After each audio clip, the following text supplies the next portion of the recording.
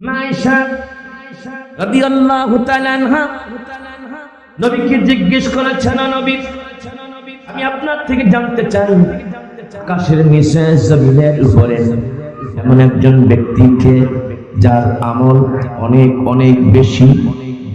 আয়েশা রাদিয়াল্লাহু তাআলা আনহা মনে মনে ভাবছিলেন যে আমার নবী হয়তোবা আমার আব্বা জানের কথা বলবে।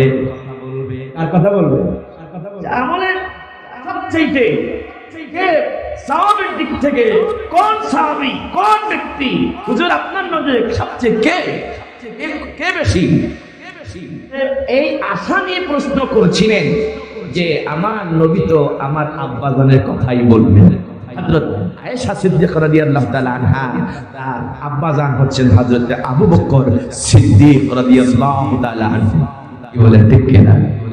নবী করিম সাল্লাল্লাহু আলাইহি ওয়াসাল্লাম তিনি বললেন যে আয়েশা সবচাইতে এই তারকা পরিমাণ সওয়াব, তারকা কোন হিসাব করা যায়? কোটি কোটি তারকা, এই তারকা পরিমাণ সওয়াব হযরত ওমরকে আমার আল্লাহ দান করেছেন। যারা বলেন সুবহানাল্লাহ। হযরত আয়েশা রাদিয়াল্লাহু তাআলা আনহার মনটা মলিন হয়ে গেছে, মনটা মলিন হয়ে গেছে। হযরত আয়েশা রাদিয়াল্লাহু তাআলা আনহার মনটা মলিন। আপনার আমার নবী, প্রিয় নবী, নবী মুহাম্মদুর রাসূলুল্লাহ সাল্লাল্লাহু আলাইহি ওয়াসাল্লাম তিনি মনে মনে ভাবলেন আয়েশার মনটা মলিন হয়ে গেছে।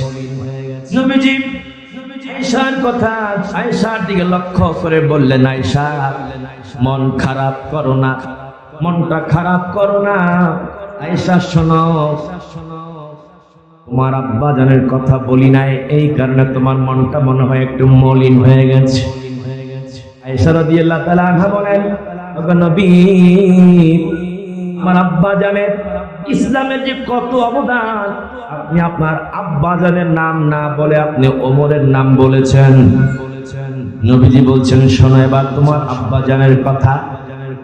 আমি যখন মক্কা থেকে হিজরত করি মদিনায় গিয়েছিলাম, মদিনায় যাওয়ার সময় এই গভীর রজনীতে আমি লক্ষ্য করেছি আমার আব্বা জান হযরত আবু বকর রাদিয়াল্লাহু তাআলা আনহু, আমার আব্বা জান হযরত আবু বকরকে দেখলাম একবারের জন্য আমার সামনে, আবার দৌড় মেরে আমার পিছনে যায়, আবার দৌড় মেরে ডানে যায়, আবার দৌড় মেরে বামে যায়, একবার ডানে যায়, একবার বামে যায়, একবার সামনে যায় আর একবার পিছনে যায়।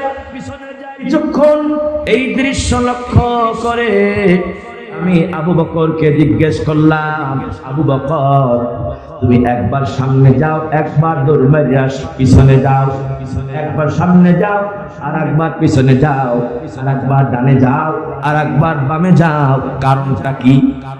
হযরত আবু বকর রাদিয়াল্লাহু তাআলা আনহু বলেন, ওগো নবী আমি যখন সামনে যাই আমার কাছে মনে হয় আপনাকে কে যেন পিছন থেকে আপনাকে কে যেন তীর মারছেন, এটার ভয় কারণে আবার দৌড় মেরে আমি পিছনে যাই। হুজুর আমি একবার ডানে যাই, ডানে গেলে আমি যেন অনুভব করি মক্কার কাফেরেরা আপনাকে লক্ষ্য করে না জানি বাম দিক দিয়ে তীর নিক্ষেপ করে, এই জন্য দৌড় মেরে আমি বামে যাই। আবার বামে গেলে আবার কাছে ভয় হয় আপনাকে কে যেন ডান থেকে কে যেন আপনাকে লক্ষ্য করে তীর নিক্ষেপ করে। আল্লাহু আকবার বলে, ওগো নবী আমি আবু বকর আপনার জন্য ঢাল হয়ে গেলাম, আমি আবু বকর আপনার জন্য ঢাল। আমি আবু বকর থাকতে আপনার শরীরে একটা তীর বিদ্ধ করতে দিব না। আমি আবু বকর আমার জীবনটা আপনার জন্য দিয়ে দিব। আমি আবু বকর আমার শরীরে আপনাকে কেউ তীর মারলে আমি আবু বকর সামনে দাঁড়াবো, ওই তীরটা আমার বুকে আমি ধারণ করবো। জোরে কোন সুবহানাল্লাহ। তারপরও আমার নবীজির শরীরে একটা তীর বিদ্ধ করতে দেব না।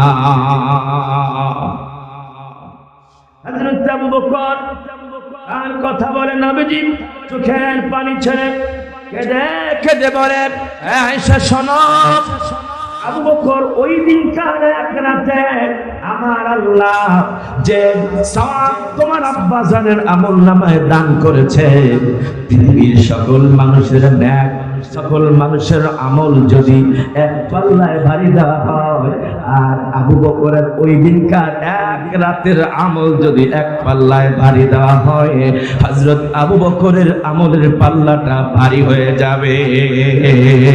আল্লাহু আকবার, আল্লাহু আকবার। এখানে ভালোবাসা, কি বলেন ঠিক কিনা? মুহতারাম হাজিরিন, জন্য আমি কথার মধ্যে বললাম, মাহফিল বলেন, মসজিদ বলেন, মাদ্রাসা বলেন, ওয়াজ বলেন, নসিহত বলেন, নামাজ বলেন, রোজা বলেন, হজ বলেন, যাকাত বলেন, আপনি দান বলেন, সদকা বলেন, যা কিছু বলেন সব কিছুর মূল মধ্যে আছে নবী প্রেম, আল্লাহর ভালোবাসা। কি বলেন ঠিক কিনা? নবী প্রেম, আল্লাহর ভালোবাসা, নবী প্রেম হৃদয়ের মধ্যে জাগ্রত থাকলে আপনার আমল, আপনার দাম আল্লাহ রাব্বুল আলামিনের কাছে সবচেয়ে বেশি হয়ে যাবে।